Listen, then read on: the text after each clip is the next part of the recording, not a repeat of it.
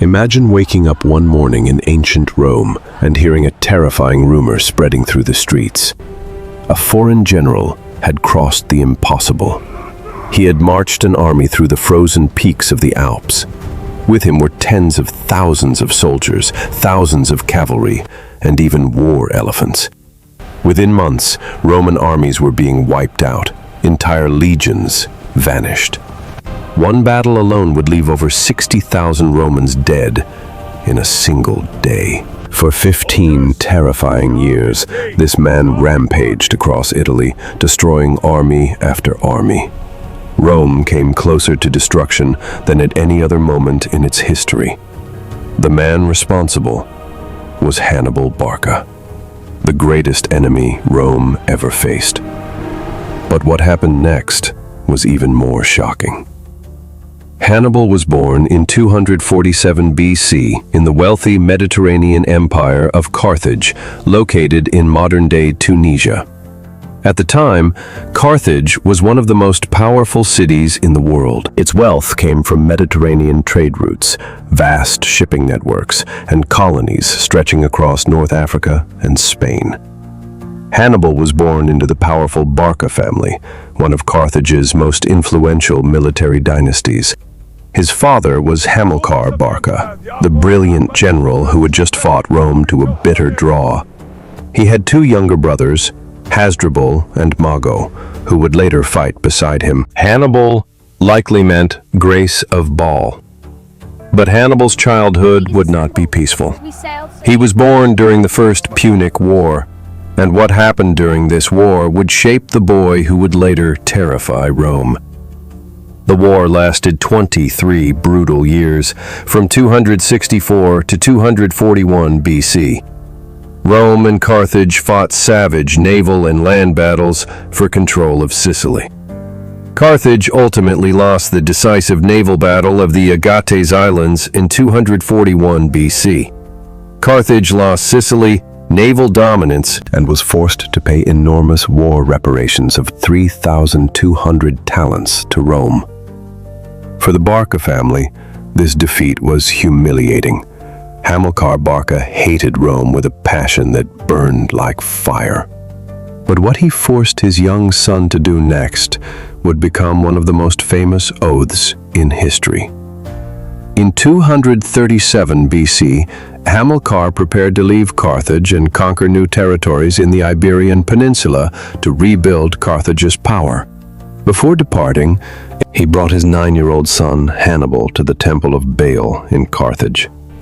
According to historian Polybius, Hannibal placed his hand on a sacred altar dripping with sacrificial blood. Then he swore something chilling.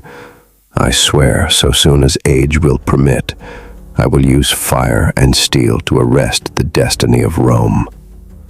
A child's oath, but the consequences of that promise would soon shake the ancient world. Hamilcar began building a new Carthaginian empire in Spain. Spain offered silver mines, massive wealth, and thousands of new soldiers. For nearly 8 years, from 237 to 229 BC, Hannibal followed his father on military campaigns across the Iberian Peninsula. He learned cavalry tactics from Numidian horsemen, siege warfare against hilltop fortresses, and diplomacy with fierce Iberian and Celtiberian tribes. But tragedy struck. In 229 BC, Hamilcar drowned while fighting the Oritani tribe near modern-day Alicante. And the man who replaced him would unknowingly prepare Hannibal for something far greater. Leadership passed to Hasdrubal the Fair, Hannibal's brother-in-law, who founded the powerful city of Carthago Nova in 227 BC as the new capital. Hasdrubal signed a treaty with Rome limiting Carthaginian expansion north of the Ebro River. But in 221 BC, Hasdrubal was assassinated by a Celtic slave seeking revenge. The army needed a new commander. The soldiers immediately proclaimed 26-year-old Hannibal as leader. The Carthaginian government quickly confirmed it. Young, fearless, brilliant. Livy later wrote that the old veterans fancied they saw Hamilcar in his youth given back to them. That same year, Hannibal married Imilce, a noblewoman from the powerful Spanish city of Castulo. But the decision he made next would drag the Mediterranean into war. Rome had signed a treaty limiting Carthage's expansion beyond the Ebro River.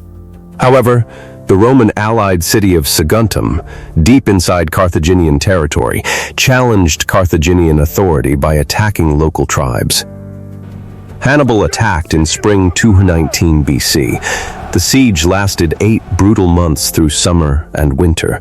Starving defenders fought from the walls while Hannibal's catapults and battering rams pounded the city. In late 219 BC, Saguntum fell. Hannibal sent the rich booty back to Carthage, winning popular support. Rome demanded Hannibal's surrender. Carthage refused. War began. The Second Punic War had started. But Hannibal's invasion plan shocked the entire world. Instead of attacking Rome by sea, Hannibal did something unimaginable. He decided to invade Italy by land. His army included 90,000 infantry, 12,000 cavalry, and 37 war elephants. He left his brother Hasdrubal in command of Spain with 20,000 troops and marched north from New Carthage in late spring 218 BC. He fought through hostile northern Spanish tribes to the Pyrenees foothills. There he released 11,000 reluctant Iberian troops who refused to leave home. He entered Gaul with roughly 40,000 foot soldiers and 12,000 horsemen. He crossed the Pyrenees by conciliating Gaulish chiefs with gifts. Then, he reached the mighty Reni River by September. Outmaneuvering the hostile Volcae tribe, he ferried his army across. He evaded a Roman army under Publius Cornelius Scipio by turning inland up the Rene Valley. But the greatest obstacle still stood before him: the Alps. And what happened during that journey nearly destroyed his entire army. The Alpine crossing became one of the most dangerous military journeys ever attempted. Hannibal's army faced freezing temperatures, early snowstorms, landslides, narrow cliff paths, and constant attacks from mountain tribes like the Allobroges. Men and animals fell into ravines by the hundreds. Food ran out. Hannibal reportedly used vinegar and fire to crack stubborn boulders blocking the path. He personally rode ahead on his strongest elephant, Surus, encouraging exhausted troops. After 17 days of hell in October 218 BC, Hannibal finally reached the Italian plains near Turin. But his army had shrunk drastically. Only about 20,000 infantry and 6,000 cavalry remained. Yet Rome had no idea the nightmare that was about to begin. Roman armies rushed to stop him. First came the Battle of the Ticinus River in November 218 BC. Hannibal's superior Numidian cavalry crushed the Roman horse. Then came the Battle of the Trebia in December 218 BC. Hannibal tricked Roman troops into crossing an icy river at dawn.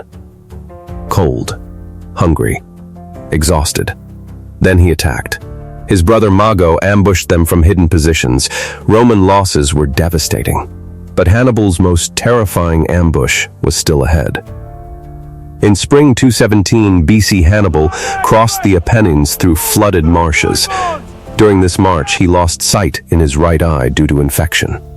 In June 217 BC, he prepared a deadly trap near Lake Trasimene. Roman soldiers marched through thick morning fog into a narrow valley. Suddenly, horns sounded. Carthaginian forces attacked from every hill. The Roman army was trapped against the lake. More than 15,000 Romans died. It became the largest ambush battle in history. But Hannibal's greatest masterpiece was still coming. Rome raised a gigantic army, nearly 80,000 soldiers. They met Hannibal near Cannae in August 216 BC. Hannibal formed his center in a curved line. As Romans pushed forward, the line slowly bent inward. Then suddenly his African infantry attacked from both flanks. Cavalry slammed into the Roman rear. The entire Roman army was surrounded. Between 50,000 and 70,000 Romans were killed in a single day. One consul, 80 senators, thousands of nobles.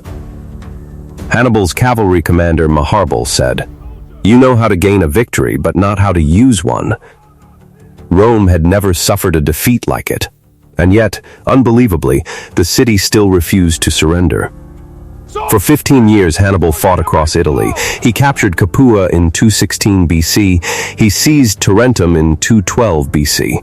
He defeated Roman forces again and again at Nola 3 times, at Herdonia twice, and at Silarus. But Rome adapted. Instead of fighting Hannibal directly, they avoided major battles. This became known as the Fabian strategy, slowly wearing him down. Then, disaster struck Hannibal personally. In 207 BC, his brother Hasdrubal crossed the Alps to reinforce him. But Roman armies intercepted him. Hasdrubal was killed at the Battle of the Metaurus. The Romans cut off his head and threw it into Hannibal's camp. Even then, Hannibal refused to give up. But a new Roman commander was about to change everything. That commander was Scipio Africanus. Instead of chasing Hannibal in Italy, Scipio attacked Spain. In 209 BC, he captured Carthago Nova in a surprise assault. Then, he destroyed Carthage's armies in Spain at Ilipa in 206 BC. Finally, in 204 BC, he invaded North Africa itself. Carthage panicked. They ordered Hannibal to return home after nearly 20 years of war. The two greatest generals of the ancient world were about to face each other. The final battle took place on 19 October 202 BC at Zama. Hannibal deployed 80 war elephants. Scipio ordered his soldiers to open corridors in their ranks. The elephants charged straight through harmlessly. Roman trumpets panicked them. Cavalry battles raged on the wings. For a moment, Hannibal's veterans nearly broke the Roman lines. Then, Roman cavalry returned from behind. Hannibal's army collapsed. Carthage lost roughly 20,000 men. The Second Punic War was over. Rome had become the dominant power of the Mediterranean. But Hannibal's story still was not finished. After the war, Hannibal became a political leader in Carthage. In 200 BC, he was elected suffet, the chief magistrate. He reformed the government, audited corrupt officials, recovered embezzled funds, and changed the Council of the 104 to annual elections. Rome still feared him.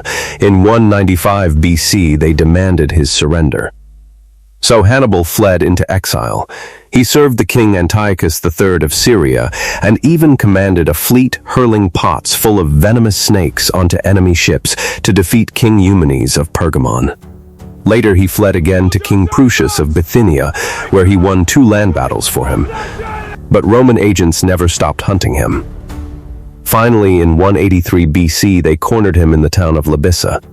Realizing capture was inevitable, Hannibal drank poison from a hidden ring. His final words were reportedly, "Let us relieve the Romans from the anxiety they have long felt."